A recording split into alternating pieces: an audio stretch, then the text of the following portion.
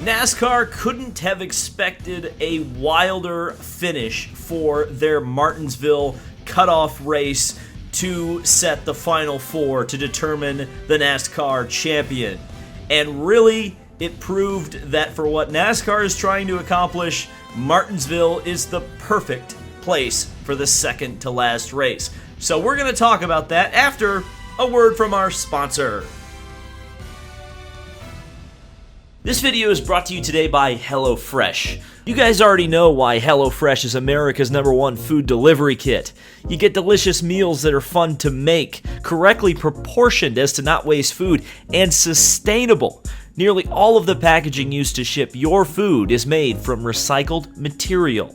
You guys know I love the HelloFresh meals because not only are they extremely tasty, but they are also fast. I can have a meal ready in just about 30 minutes. HelloFresh makes it so easy with their pre-portioned ingredients, which means less prep work and less wasted food afterwards.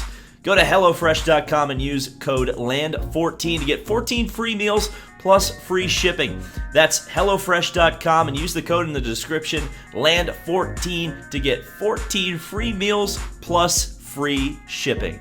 And yes, happy Halloween, and I'm going to take any opportunity to wear an X-Wing helmet in a video, so that's what we're doing. And by the way, brought my family over today for a Halloween get-together, and this one pan taco meal, oh my goodness, was fantastic. Very crowd pleaser. So yeah, the HelloFresh, that stuff's legit.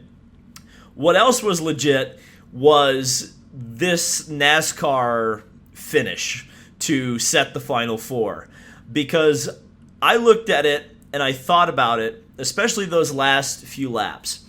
And I kind of sat there and I stuck my hand on my chin and thought, and I said, that pretty much was exactly what NASCAR wanted to happen.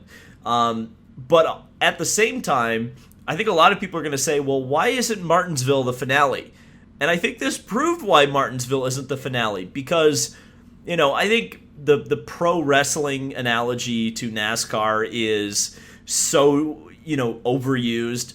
But I think there's a pro wrestling theory in the idea that you set up some epic, confrontation for your biggest event. And whether it actually happens or lives up to expectations or not, it doesn't matter, because you have everyone's attention.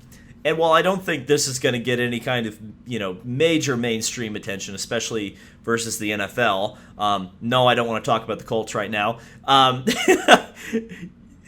you will have everyone who's interested in NASCAR's attention. So in a lot of ways, what happens at Martinsville will almost always overshadow what happens at Phoenix.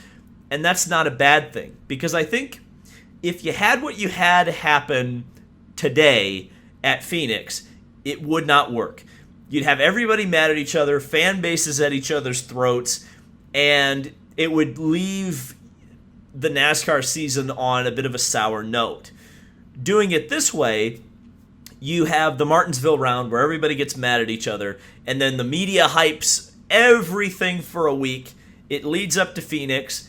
Phoenix plays out. Phoenix generally isn't a very exciting track. Now, this certainly could age poorly, so, get your aged NASCAR tweets ready to go. But generally speaking, Phoenix is not the type of track that's going to produce a Talladega, Daytona, Martinsville, Bristol style finish. It's going to be Phoenix, whatever that ends up meaning. It's not going to be what NASCAR at Martinsville is, especially when NASCAR at Martinsville has so much riding on it with the playoff cutoff and whether or not you're going to get in the championship, and also because Martinsville is a very prestigious stock car race and everybody wants to take home that clock. I mean, you saw it personified in the confrontation right at the end of the race between Alex Bowman and Denny Hamlin. You had one driver who's going for the championship, one driver who just wanted to win at Martinsville. They came together and you got the fireworks at the end of the race. You saw drivers who got knocked out, like Kyle Busch, give all these quotes. I mean, the marketing machine. I mean, we've already seen it on TV, and I'm sure you'll see it on social media. You're going to see apologies, but they're thinly veiled at best, I'll put it that way, because the marketing potential of having all these drivers cussing and swearing and throwing punches and yelling and all this stuff and driving into each other after the race, that's exactly what NASCAR wants to market. That's exactly what you want to put in the ad. That's exactly what you want floating around on social media. You want as many people talking about NASCAR at this time as you possibly can get, and therefore, what happened at Martinsville was perfect for this. It's perfectly manufactured drama. It is a great McDonald's burger. And, I enjoy a McDonald's burger quite a bit. Like I said, when we had our little HelloFresh get-together, I had some family members over, and, I'll be honest, we were glued to the end of that race because we just knew what was coming. And you know what? We expected chaos, we expected fights, we expected swearing, and we got all of it. So, especially being able to not just, be watching this race on my own or even with some cynical friends or something, I was watching this with family members who generally don't have a ton of interest in NASCAR, and I saw the interest level in that product and investment even established just from the end of the race. So, this ticked a lot of boxes for NASCAR, and while do I think that NASCAR is going to break any viewership records with Phoenix? No, but I think what it has done is it's gotten the fan base, the core fan base, and anyone who is watching that over football energized and interested in watching what happens at Phoenix. I guess I'll take this opportunity to talk about what I think may or may not happen at Phoenix, because I think it would be an absolute tragedy if 9-win Kyle Larson does not win the championship this year. Especially because I think a lot of people go, well, Harvick and Hamlin did that a couple years ago. Yes, those were travesties at that point as well. But I think the fact that Larson has won in so many different types of cars sets him apart. He's not just winning a lot in NASCAR, he's winning a lot on the dirt scene and everywhere else. So, if Kyle Larson isn't your champion after this season, I mean, it's not like it's going to totally expose the system or something. I mean, Ryan Newman had a chance to do that in the very first year of this format, and it didn't end up happening. But I think it'll leave a bad taste in a lot of people's mouths if he doesn't. Of course, I think Denny Hamlin is deserving of a championship at some point, but maybe not this year. And Chase Elliott, I think, is going to be the guy who a lot of hopes are riding with, just in general with the fan base. He's the fanboy choice by a long stretch of the imagination.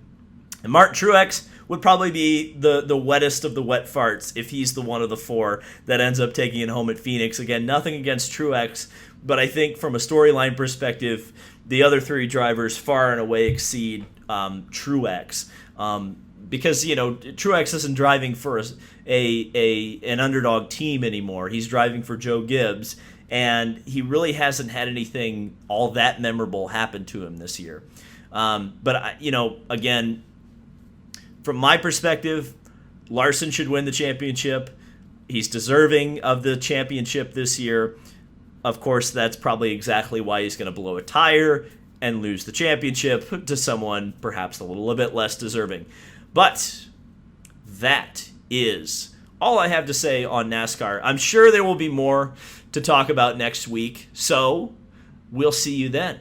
Thank you guys so much for watching. This has been David Land on YouTube. Subscribe for more motorsport content. Have a happy and safe rest of your Halloween, and I'll see you in the next video. May the force be with you, and God help the Colts.